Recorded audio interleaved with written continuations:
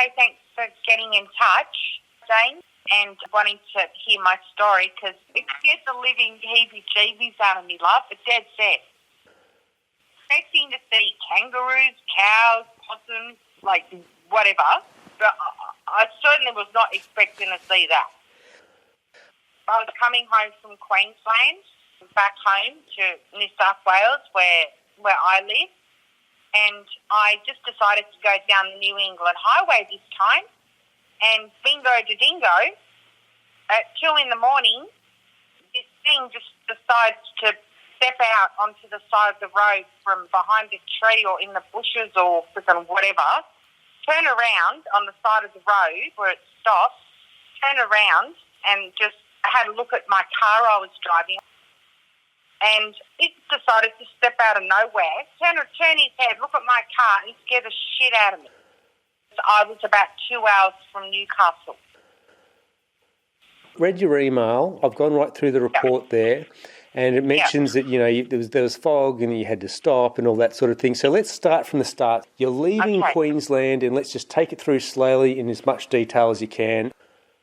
When I hit the New England Highway, it probably would have been about 8 o'clock, and I was driving along, and it was very foggy, and I had to stop 3 times because I couldn't see a thing.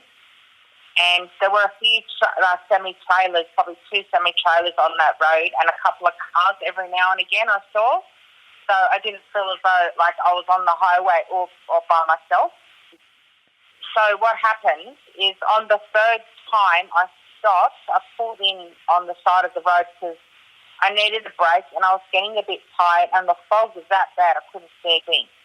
So I decided to stop for 10 minutes, and then I got a funny feeling about the area. I didn't like it.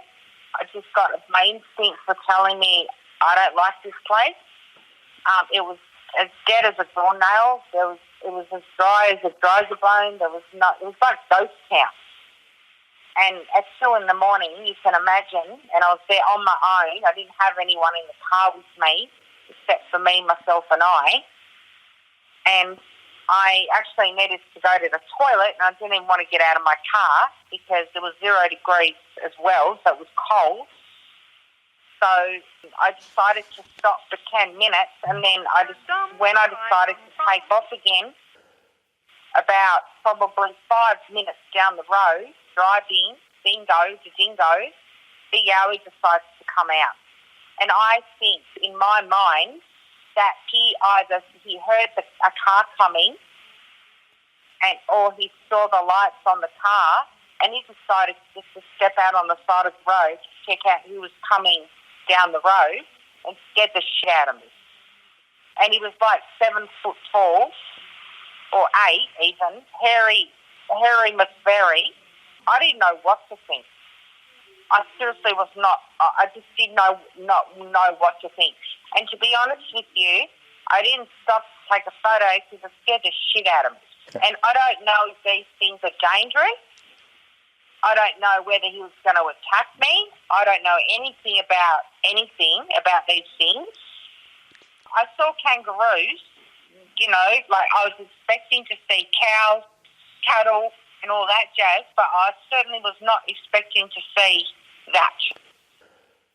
You saw kangaroos and they were kangaroos. You saw cattle and they were cattle. You saw this and this was this. Yeah, that's exactly right, yeah. I mean, even some people told me, 3 people told me, Steph, you sure didn't see a kangaroo standing up?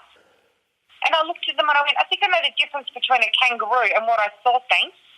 And I know what I saw. I know exactly what I saw, and it scared the shit out of me. It was roughly 2 a.m. 2 a.m. in the morning.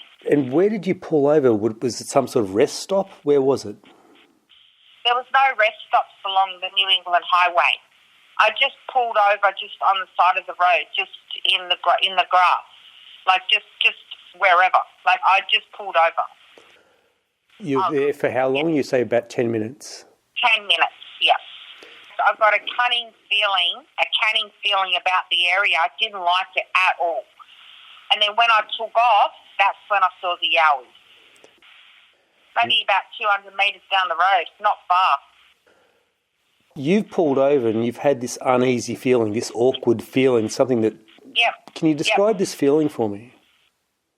Yeah, sure, Dane. It was a feeling, I was scared. I got a scared feeling, because I felt as though I was in the middle of ghost town.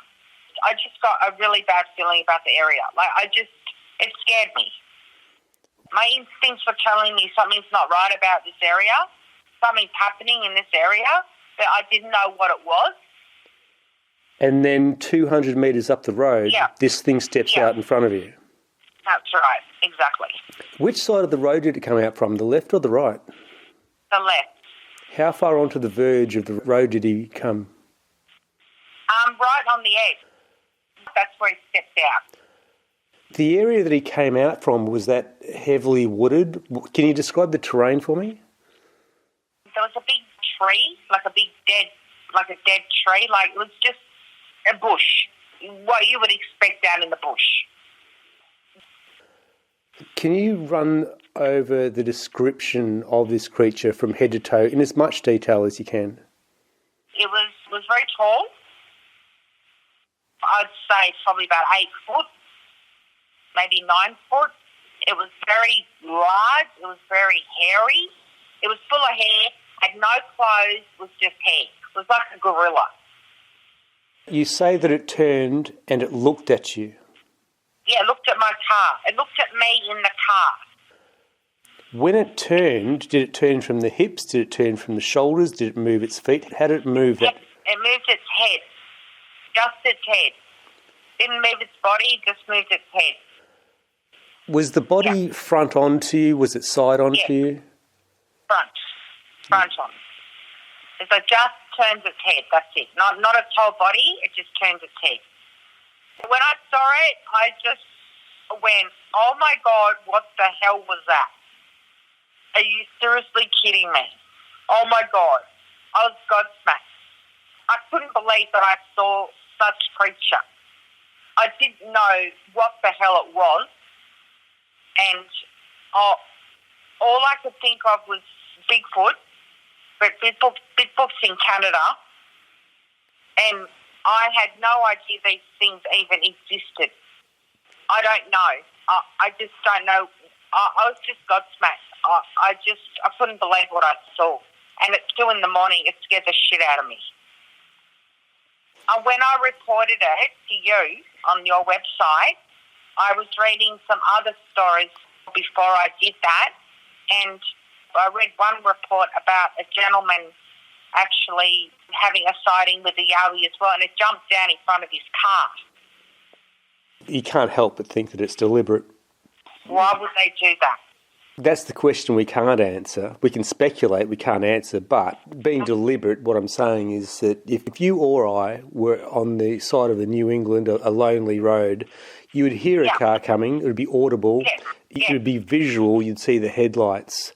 You don't make that sort of mistake if you don't want to be seen. You've gone through a part of the build of this creature. Can you go into further detail? Well, he was quite wide in the shoulders, like a football player, and basically no shape, just up and down, and just really hairy. Very broad shoulders, small head, not a big head, just a small head. What was the relationship between the head and the shoulders? Did he have much of a neck? I don't know. I don't think so. I didn't really see a neck. I just saw the head and the body. Can you describe his posture? His posture was just standing upright. He wasn't leaning, or he wasn't like on a slant or doing anything. He was just standing upright. That's it, just straight up and down. He was standing bolt upright like a human would? Yes, that's right. Yes, like a human, yes. That's right. That's like 8 foot tall. It's full of hair. It looks like Harry McFairy. At the closest point when you passed it, how far away from the car was he? Oh, he was still standing on the side of the road. When I took off, I could see him in the rear vision mirror. He was still standing there looking at my car. When he turned his head and he looked at you, did you notice any expression on his face? No expression. No expression at all. Could you estimate an age? Well, considering he was full of hair, and he was hairy, no clothes, just hair, just like a gorilla, when you see a gorilla at the zoo, I don't know. I don't think I can answer that question because I just don't know. It was hard to tell. You're not getting a really good look at the face due to the hair. Well, explain that to me. Let's get into more detail about the hair on the face. Were there any sparse areas of hair? Yes, it was. He had more hair on his body than what he had on his head. You could pretty much see the skin on his face? Yeah. What colour was the skin? Black. Could you see any wrinkles or any defined lines? I don't think so. It was quite dark, so I didn't really... It's definitely black with chocolate, like dark brown, like chocolate brown, like black. I didn't actually see his nose. I saw his face, but I couldn't see in depth his face because in the situation that I was in, I just saw him coming out of the side of the road. I got a good look at him, but to define features on his face at the time that I saw it, that's hard for me to describe. What did it most resemble to you? Was it more human, primate, or Neanderthal? I would be thinking that it would be number 3. So something sort of half between, say, a primate ape and a human. That's correct. Yeah. Yeah. Makes more sense with what I've already found myself. That makes more sense to me. Yeah. Did it have any reaction to the car as you were driving past it? Absolutely no reaction whatsoever. He just stood there. He didn't come out onto the road. He didn't step out onto the road or do anything. He basically just stood there and did nothing, just looked at my car, and that was it. I was like 5 hours away from Sydney, my home. So all I could picture in my mind was this thing that I'd seen on the New England highway at 2 in the morning, and I just couldn't believe what I'd seen. And I just wanted to get home and just work all this out because I was just gobsmacked. I like to work things out. I like to know why things happen and where things come from and all that stuff. So I told my 10-year-old son, he said to me, "Mummy, you either saw a Yeti or a Yowie." And I looked at him, I said, "What the hell is a Yeti and what the hell is a Yowie? I've got no idea what you're talking about." Are they carnivores? They are omnivores, which means they will eat meat and plants. They will be opportunists, just like the ancient Aboriginals living off the land. Yeah, I was about to say that. So they're omnivores. And they're cathmeral, not diurnal. Diurnal means daytime. Nocturnal means nighttime. Cathmeral means that they will move around as they please, day or night.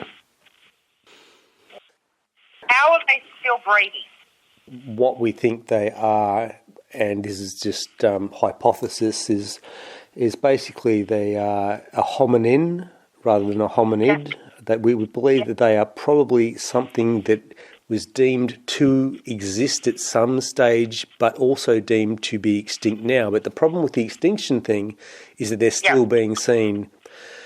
Wow. It did exist, it has existed. It is something that the Aboriginals have spoken about, that says these creatures predated them. The Aboriginals say they've been here for 40,000 years, but the Yowie predates them. So it's been around for a long, long time, and they're also on a lot of continents all around the world. So how old are these things? 1788 is when the first white settlers arrived. We were told by the Aboriginals of the time about the hairy man of the bush. Now, the first white settlers, they refused to believe them because they thought this was just a ploy by the Aboriginals to try and scare them off. As we're building trails and tracks into virgin bushland, we're creating small townships and homesteads, we're bumping into the same things that the Aboriginals were warning us about. By the 18th century, it was making newspapers all around the country. By the mid-1800s, it was being debated by the naturalists of the time whether Australia did indeed have its own indigenous primate, i.e. gorilla, because that was the word that was being bantered around so much in the media back in those days. You've had a bit of a struggle coming to terms with what you've seen since the event? Yes, I have. It's actually, I'm going to need counselling because I'm just gobsmacked, and I just can't believe what I saw. I mean, I've still got a picture in my mind. I can't get this picture out of my mind. And I've got 3 kids to look after. I've got my work, and all I can picture is this thing that I saw on the side of the road. It scared the shit out of me. Even if I go to sleep at night, I close my eyes, all I can see is this thing standing on the side of the road. I'm like, my God, really? I need to get a rubber and just rub it out, the image. Like, just get rid of it.